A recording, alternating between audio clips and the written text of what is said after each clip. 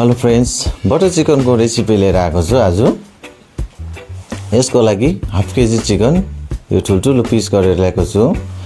यो म्यारिनेसनको लागि यसमा हाल्दैछु म दही, जिरा, धनिया, सल्ट, यो हर्दी हालेर म यसलाई मजाले मिक्स गर्दैछु। तपाईले चाहनु भने यसमा निम्बु पनि हाल्न सक्नुहुन्छ। अब यो मजाले मिक्स गरेर 15 मिनेट म्यारिनेटको लागि राखेको छु। अब यो ग्रेभीको लागि मैले फ्राई प्यानलाई हिट गरेर तेल हालेर यसमा रफली कट गरेको ठुल्ठुलो कट गरेको यो प्याज हाल्दैछु। यो प्याज अलिकति ब्राउन भइसकेपछि सल्ट हालेर फेरि यसलाई म पकाउँदैछु। अब त्यसपश्चात यसमा यो पनि रफली कट गरेको ठुल्ठुलो कट गरेको छु म यसलाई, किनकि यसलाई म प्युरी बनाउनको लागि हो, मजाले पेस्ट बनाउनको लागि हो। अब यो अलिकति डढ्छ भनेर मैले यसमा पानी हाल्दैछु। पानी हालेर यसलाई मजाले 10 मिनट्सको लागि म पकाउँदैछु। अब यसमा काजु एड गर्दैछु टेस्टको लागि। अब यो सबै कुरो पाकिसकेपछि यसलाई म निकालेर पेस्ट बनाउँछु। फ्राई प्यानमा यो अघि म्यारिनेट भएको चिकन हल्का तेल हालेर म यसलाई फ्राई गर्दैछु।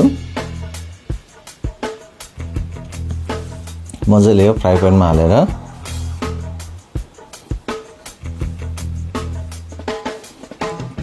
अब यसलाई एकपल्ट फेरि म मजाले पल्टी गर्दैछु।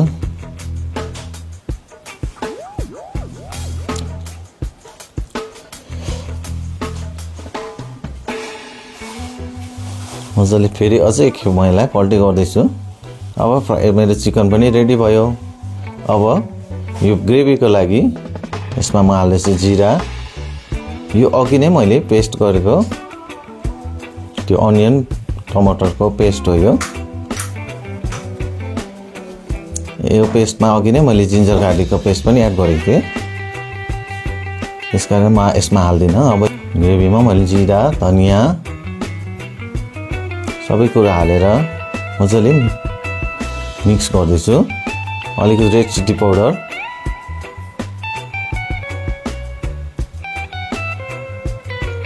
यो ग्रेभीलाई एकछिन म पकाउँदैछु।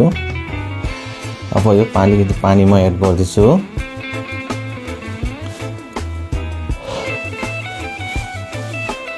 अब यो अघि पाकेको चिकन म यो ग्रेभीमा एड गर्दैछु। अब यो मजाले कुक हुँदैछ। यो 15 मिनटको लागि मजाले कुक हुँदैछ।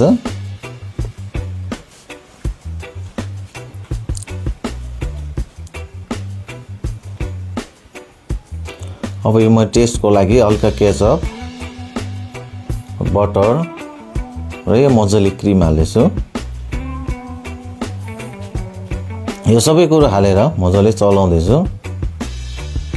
अब अलिकति स्विटनेस हुनुपर्छ। स्विटनेसको लागि चाहिँ मैले केचप एड गरेको।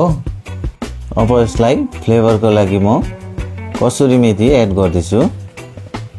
अब यो कसुरी मेथी हालेर यसलाई फेरि एकखेप चलाएर 10 मिनटको लागि छोडिदिएको छु। अब यो चिकन चाहिँ यतिको स्मुथ ग्रेभी हेर्नुहोस्, मजाले पाकेर यतिको स्मुथ भयो।